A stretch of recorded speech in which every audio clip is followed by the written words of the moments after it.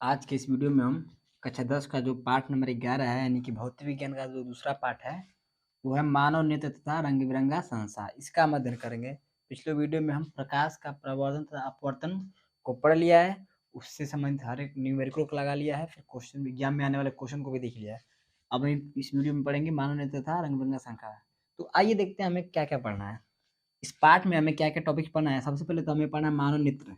ये ह्यूमन आई क्या होते हैं, जो हम लोग सिंपल आंखें होती हैं, ये क्या होती हैं, इनके बारे में पढ़ेंगे। फिर प्रतिबिंब का बनना, हमें सीखेंगे कि आंखें हमारी किसी वस्तु की प्रतिबिंब कैसे बनाती है, कैसे किसी आंखों को किस चीज को देख लेती है। अभी हमने लेंस में पढ़ा है कि लेंस वस्तु की प्रतिबिंब कैसे बनाती है, वैसे ही आंखें भी हमारे लेंस की तरह ही होती हैं। ये कैसे प्रतिबिंब, ये देखेंगे। नेत्र लेंस की फोकस दूरी क्या होती है, इसके अंदर हमारे इसमें भी न्यूमेरिकल होते हैं। नेत्र लेंस की फोकस दूरी क्या होती है, समंजन क्षमता क्या होती है। हम दूर की वस्तुओं को देखने के लिए आंखें खोल के देखते हैं और नजदीक की वस्तुओं को देखने के लिए आंखें बंद करके देखते हैं, मतलब हल्का हल्का। तो वही समंजन क्षमता होती है, उसको हम देखेंगे ये क्या होता है। फिर दूर बिंदु क्या होती है, आंख के लिए दूर बिंदु यानी हम कहाँ तक देख सकते हैं। फिर निकट बिंदु, हम कितना नजदीक तक देख सकते हैं। और स्पष्ट दृष्टि की न्यूनतम दूरी, कि कम से कम कितनी दूर तक हम अच्छी तरह से देख सकते हैं, ये हम पढ़ेंगे। अगला है कि दृष्टि दोष तथा निवारण, यानी आंखों में जो दिक्कतें आती हैं, किसी को दूर करना दिखाई देता है, किसी का कम करना दिखाई देता है, और इसका इलाज कैसा होता है उसको हम पढ़ेंगे। तो क्या क्या दिक्कतें हैं, निकट दृष्टि दोष है, उसके कारण और निवारण पढ़ेंगे हम। दूर दृष्टि दोष है और जरा दृष्टि दोष है। तो इन सबको हम पढ़ेंगे कि ये होती कैसे हैं और इसको सही करने के लिए हम क्या उपाय करते हैं। अगला है प्रिज्म से प्रकाश का अपवर्तन। अब ये प्रिज्म शब्द आपको नया लगेगा। प्रिज्म मतलब समतल दर्पण से घिरा हुआ कोई ऐसा पदार्थ, या फिर पदार्थ तो कह सकते हैं, समतल दर्पण से कोई घिरा हुआ ऐसा निकाय जो चारों तरफ से बंद हो और एक कोण बनाता है, उसे हम प्रिज्म कहते हैं। तो जब हम प्रिज्म में अब प्रकाश को डालेंगे तो वो प्रकाश अपवर्तित हो जाएगा। कैसे अपवर्तित होगा इसको हम देखेंगे। फिर पढ़ेंगे हम प्रिज्म द्वारा प्रकाश का वर्विक्षेपण, यानी प्रिज्म में जब प्रकाश जब किरणें निकलती हैं तो 7 रंगों में विभाजित होती हैं, जिसे हम विकिरण के माध्यम से भी समझने का प्रयास करेंगे। वो हम पढ़ेंगे। जैसे इंद्रधनुष का बनना, हम देखते हैं कि इंद्रधनुष बनता है बारिश के मौसम में, तो वो पढ़ेंगे कैसे होता है। लास्ट टॉपिक रहेगा हमारा प्रकाश का प्रकीर्णन। प्रकाश की प्रकीर्णन यानी कि जब माध्यम में धूल कण वगैरह होते हैं तो प्रकाश जो होता है वो अपने प्रकाश के रंग को विचलित हो जाते हैं, उसे हम प्रकाश का प्रकीर्णन कहते हैं। इसके माध्यम से जो हमारा आकाश का रंग नीला नीला दिखाई देता है, इसी के माध्यम से। तो हम इन सबको पढ़ेंगे। ये टॉपिक है जो इस वीडियो में हम क्लियर करेंगे। तो आइए हम शुरू करते हैं। सबसे पहले मानव नेत्र से। पहला हेडिंग है हमारा ह्यूमन आइज, यानी कि मानव नेत्र। तो देखिए आप समझिए मानव नेत्र का क्या है, जिससे हमें वस्तुएं दिखाई देती हैं, ये प्रकृति की एक देन है। तो बस हमें यही लिख देंगे कि ये मानव नेत्र जो है प्रकृति की देन है, जो वस्तुओं को दिखाने में देखने में उपयोगी होती हैं। ये जो है प्रकाश संवेदी अंग होते हैं, ये इंपॉर्टेंट है।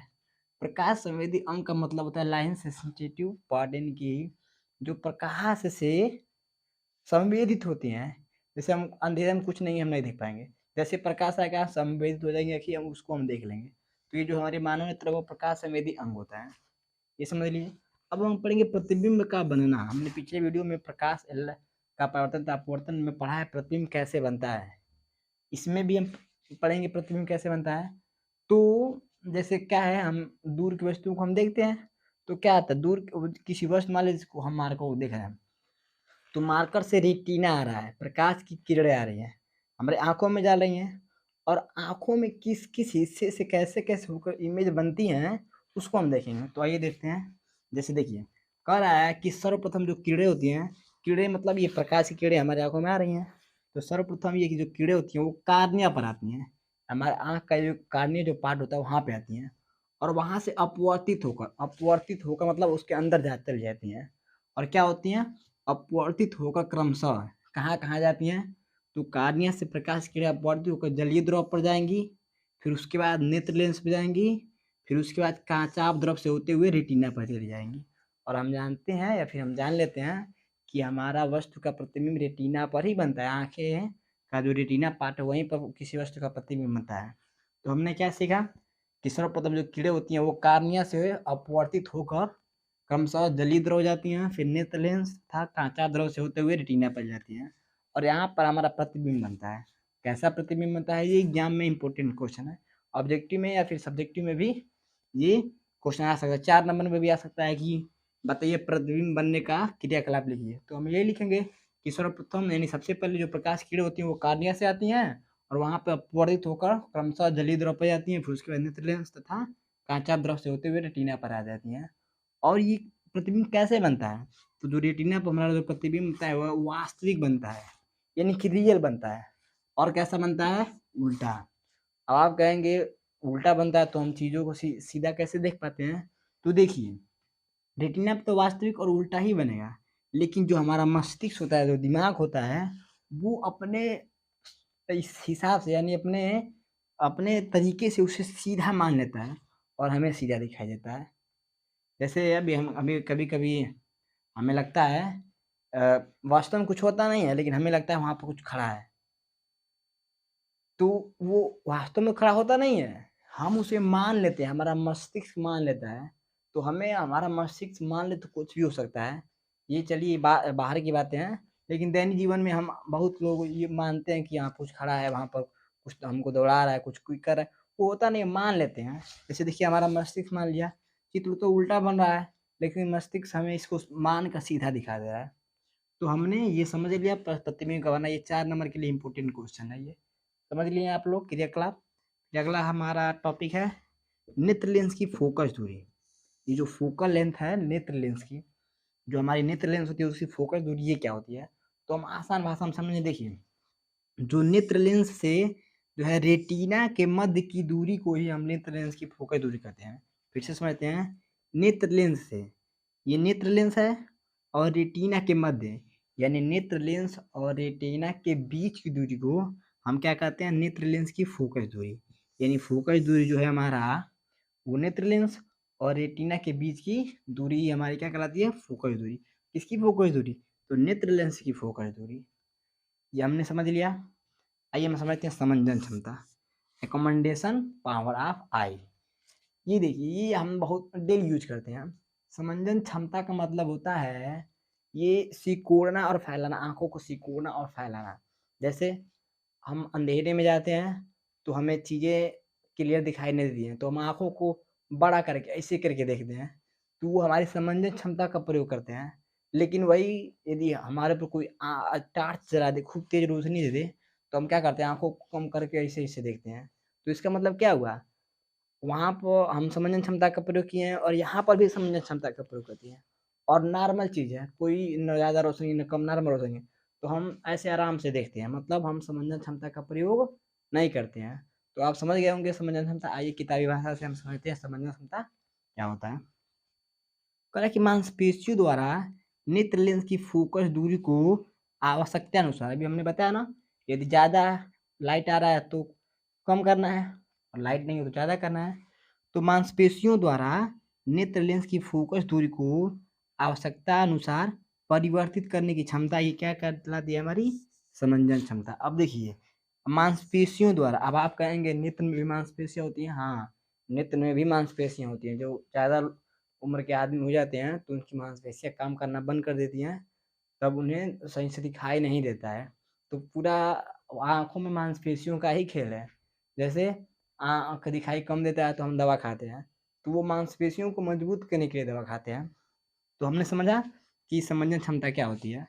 तो मांसपेशियों द्वारा नेत्र लेंस की फोकस दूरी को आवश्यकता अनुसार परिवर्तित करने की क्षमता, कौन परिवर्तित करेगी आवश्यकता अनुसार? मांसपेशियों द्वारा। तो ये क्या कहलाएगी? हमारी समंजन क्षमता। तो हमने मानव नेत्र समझ लिया क्या होता है, प्रतिबिंब कैसे बनता है ये समझ लिया, ये इम्पोर्टेंट भी है, ये एग्जाम में नहीं आएगा पर ये एग्जाम में आएगा। नेत्र लेंस की फोकल दूरी हमने समझ लिया, ये भी इम्पोर्टेंट है। समंजन क्षमता को हमने समझ लिया। और ये समझते हैं दूर बिंदु क्या होता है, निकट बिंदु क्या होता है और स्पष्ट दृष्टि की न्यूनतम दूरी क्या होती है। तो हम इसको शब्द से ही समझेंगे। दूर बिंदु, बिंदु मतलब कोई पॉइंट, और कैसा पॉइंट है? तो दूर है। यानी कि इस कहने का मतलब है एक स्वस्थ मनुष्य कहाँ तक, मैक्सिमम कहाँ तक देख सकता है, यही कहलाती है हमारे दूरबीन। तो आप बताइए आप कहाँ तक देख सकते हैं? अरे भाई हमें जहाँ तक दिखाई देगा तहाँ तक देख सकते हैं। जैसे सूर्य को देख लेते हैं, सूर्य हमारे यहाँ से कितना दूर है? 10 पे घात लगभग 16 किलोमीटर दूर है। 10 पे घात यानी कि कितना दूर है? चांद को देख लेते हैं, तारों को देख लेते हैं। तो ये यानी कि मैक्सिमम अनंत है, जहाँ तक दिखाई देगा तहाँ तक, मतलब कोई चीज़ रहेगी तहाँ तक हम देख लेंगे। तो यही हमारे दूरबीन। दूरबीन का मतलब ये हुआ कि कोई व्यक्ति जिसकी आँखें सही हैं, वो मैक्सिमम कहाँ तक देख सकता है। तो ये जो होता है अनंत होता है। अनंत का मतलब जिसका कोई अंत नहीं है, यानी बहुत दूर, जहाँ तक कोई चीज़ रहेगी तहाँ तक देख सकता है। तो हमने समझ लिया दूरबीन की जो क्या होता है, यानी कि मैक्सिमम आदमी कहाँ तक देख सकता है। जब आंखें किसी की कमजोर होती हैं, यानी जिसे हम खराब कहते हैं, थोड़ा दृष्टि दोष आ जाता है, तो उस व्यक्ति के लिए दूरबीन कम हो जाता है। यानी वह जहाँ तक सही से देख सकता है वही उसके लिए दूरबीन है।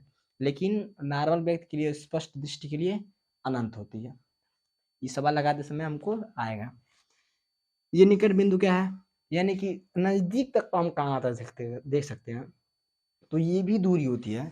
नजदीक तक एक स्वस्थ मनुष्य 25 सेंटीमीटर देख सकता है। जैसे हमें ये देखना है तो हम देख लेंगे। अब इसी को हमें कुछ पढ़ना है, यही 25 सेंटीमीटर आप इसके में करके यहाँ तक करेंगे तो हमें कुछ दिखाई नहीं देगा, धुंधला दिखाई देगा। तो यही हमारी होती है निकट बिंदु। यानी सामान्य व्यक्ति के लिए निकट जो बिंदु होता है वो 25 सेंटीमीटर होता है।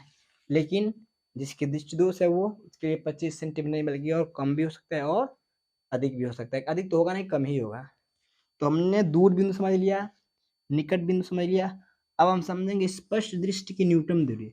स्पष्ट दृष्टि मतलब साफ साफ दृष्टि। और स्पष्ट दृष्टि कौन देख पाएगा? जिसका मनुष्य का जो है आँख स्वस्थ होगा।